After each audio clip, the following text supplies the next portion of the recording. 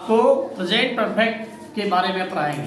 Tense हमारा present continuous तक समाप्त हो चुका है और आज हमारा प्रेजेंट परफेक्ट टेंस है। तो सबसे पहले हम लोग जानेंगे कि प्रेजेंट परफेक्ट टेंस क्या है। तो प्रेजेंट परफेक्ट टेंस में देखिए कि प्रेजेंट परफेक्ट तो कह दिए, लेकिन इसका क्या डेफिनेशन है। The work which has already finished is called present perfect tense. वह काम जो आपका पूरी तरह से समाप्त हो गया वो आपका प्रेजेंट परफेक्ट टेंस कहलाता है। जैसे I have taught you tense, यानी आप टेंस क्या किए हैं, बिल्कुल अच्छी तरह से पढ़ा दिए हैं। अब टेंस में कुछ भी नहीं बचा, जिसके वजह से आपने लिखा है I have taught you tense, यानी आपका टेंस अब समाप्त हो गया है। इट मीन्स, इसलिए इसको हम लोग प्रेजेंट परफेक्ट कहते हैं कि काम जब आपका बिल्कुल अच्छी तरह से समाप्त हो जाए, अब इसमें कुछ बचे ना, तो हमारा प्रेजेंट परफेक्ट का होता है। और इसका प्रेजेंट परफेक्ट का ऑक्सिलरी वर्ब क्या होता है। Present auxiliary verbs are of present tense has और हैव होता है। ये हैज और हैव जो है ये हमारा प्रेजेंट परफेक्ट का ऑक्सिलरी वर्ब है। हालांकि हम सिंपल प्रेजेंट में भी बताए हैं कि सिंपल प्रेजेंट का ऑक्सिलरी वर्ब डू और डज होता है। प्रेजेंट कंटीन्यूअस का इज एम आर होता है और प्रेजेंट परफेक्ट का हैज हैव होता है। ऑक्सिलरी वर्ब जानना जरूरी है, इसी से क्वेश्चन टैग भी बनता है। और अब देखिए इसका हमारा स्टार्ट हो जाता है affirmative form of present perfect tense. इसका सबसे पहले अफर्मेटिव फॉर्म जो होता है, जिसको हम लोग हिंदी में स्वीकारात्मक वाक्य बोलते हैं, इसमें ना होता है, नेगेटिव नहीं होता है। उसका स्ट्रक्चर है एस।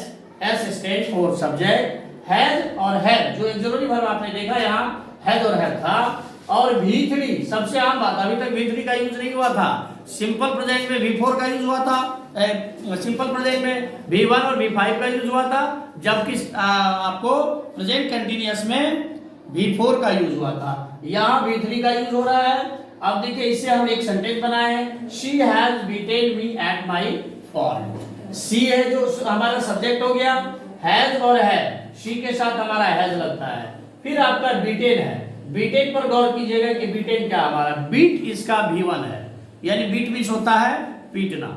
अब उसका V2 की बात करें, V3 की बात करें, तो हम देखते हैं कि बीट का V3 बीटेन होता है। यहाँ लिख दिया क्या, she has beaten. According to structure subject has है, इसमें से किसी एक को लेना है, हैज ले लिए। इसके बाद V3 यानी third form of verb beaten हो गया। इसके बाद ऑब्जेक्ट डालना है, ऑब्जेक्ट मी हो गया। और रेस्ट में हमारा एट माई फॉल्ट हो गया कि वह मुझे गलती पर पीटी है। ठीक है, वह मुझे गलती पर पीटी है, मैंने गलती किया जिसके वजह से वह मुझे पीटी है। पीटने का काम हो चुका है। अब देखिए हैज का यूज कहाँ हो जाएगा, बस स्टूडेंट्स कंफ्यूजन में ना रहे कि हैज का यूज कहाँ होगा और हैव का यूज कहाँ होगा। हैज का यूज होता है ही के साथ, जब हमारा सब्जेक्ट ही होगा तो हैज डालेंगे, शी होगा तो हैज, इट होगा तो हैज, और अगर कोई आपका एनी वन नाउन हो, सिंगुलर नाउन हो, तो उस स्थिति में हम लोग क्या डालते हैं, हैज डालते हैं। इसके बाद आपका हैव बचता है। हैव का यूज कहाँ होता है, आई के साथ हैव का यूज होता है, वी के साथ, यू के साथ, दे के साथ, और कोई प्लूरल नाउन्स अगर होगा तो, जैसे प्लूरल नाउन का मतलब क्या हो गया, कि प्लूरल नाउन का मतलब हो गया दोज, दीज, या फिर दो नाम है, ये हमारा प्लूरल हो गया।